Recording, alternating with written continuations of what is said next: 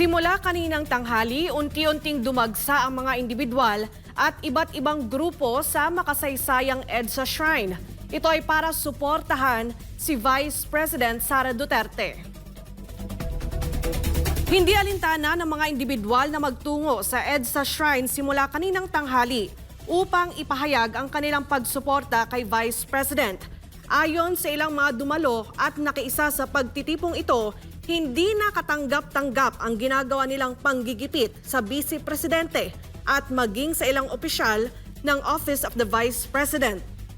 Anila, maraming dapat imbestigahan ang mga nasa kinauukulan, ngunit bakit tila ang OVP lang ang pinagtutuunan nila ng pansin?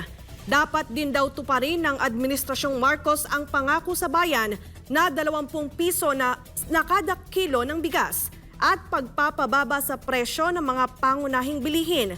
Kung hindi naman daw matutupad ng administrasyon ang kanilang tungkulin para sa sambayan ng Pilipino, ay mas mabuti daw na bumaba na lang ito sa pwesto.